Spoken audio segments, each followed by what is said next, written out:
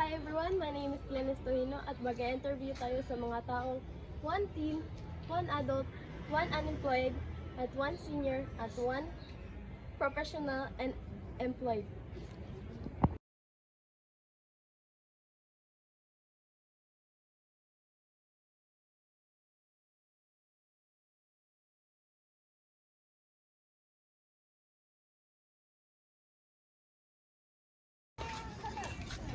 Unang tanong, sa iyong natatandaan, anong taon ang may pinakamurang bilihin?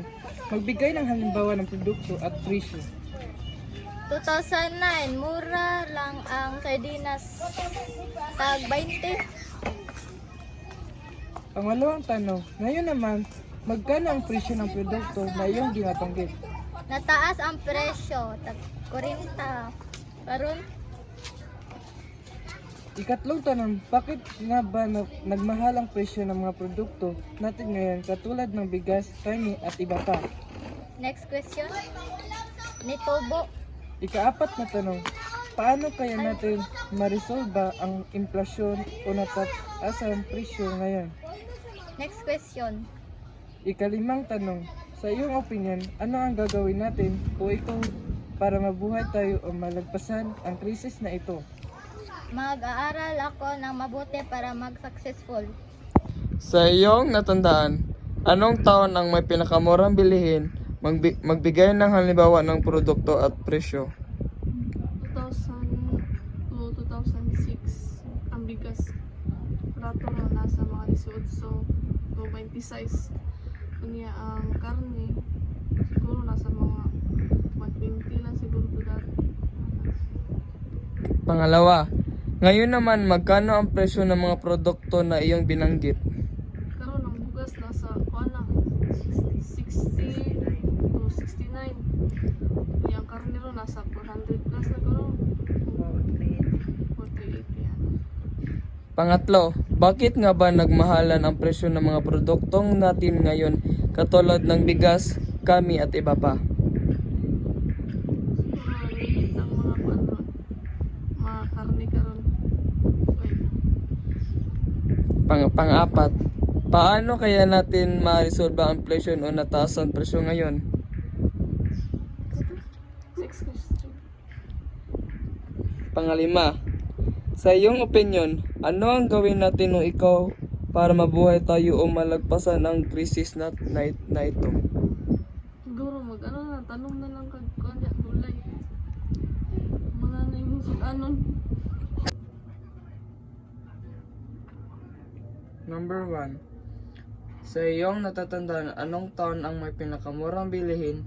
Magbigay ng halimbawa ng produkto at presyo. Wala ko kay baw sa tuig. Nalimot ko niya ang itlog sa una kay tag 3 niya kuan ang bitsin sa una tag piso. Number 2. Ngayon naman, magkano ang presyo ng mga produkto na iyong binanggit? Ang itlog karon kay tag 10. Ang bitsin karon kay tag 5 na. Number 3. Bakit nga ba nagmahalan ang mga presyo ng mga produkto ngayon katulad ng bigas, karne at iba pa? Ambot lang anong mahal kalit na nagsaka. Number 4. Paano kaya natin marisolba ang inflation o nataas ang presyo ngayon?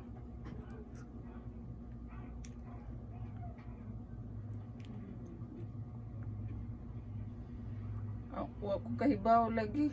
Ano? Number 5. Sa iyong opinion, ano ang gagawin natin o ikaw para mabuhay tayo o malagpasan ng krisis na ito? Amitag pagi. O kakaon sa kadlaw, kaduha or tulo. Unang tanong, sa iyong natatandaan, anong taon ang may pinakamurang bilihin? Magbigay ng halimbawa ng produkto at presyo. Gulay, Presyo. presyo, 100 lang. Pangalawang tanong, ngayon naman, magkano ang presyo ng mga produkto na iyong binanggit? Karne, 100, 400. Ikatlong tanong, bakit nga ba nagmamahalan ang presyo ng mga produkto natin ngayon tulad ng bigas, karne at iba pa? Crisis, Pang-apat na tanong, paano kaya natin ma-resolve ang inflasyon o mataas na presyo ngayon? humikap ka. Ikalimang tanong, sa iyong opinion, ano ang gagawin natin o ito para mabuhay tayo o maglagpasan ang krisis na ito? Maghanap ka ng trabaho ng malaking sahod. Unang tanong, sa iyong natandaan, anong taon ang may pinakamurang bilihin? Magbigay ng halimbawa ng produkto at presyo. Bigas. 30 plus. Pangalawang tanong, ngayon naman, magkano ang presyo ng mga produkto na iyong binanggit mo? Bigas na mahal 50 pataas. Pangatlong tanong, bakit nga ba nagmagkalan ang presyo ng mga produkto natin ngayon, katulad ng bigas, karne at iba pa? Next question. Number 4, paano kaya natin may-resolba ang inflasyon o nataas ang presyo ngayon? Next question. Sa iyong opinion, ano ang gagawin natin o ikaw para mabuhay tayo o malagpasan ang krisis na ito? Magtrabaho.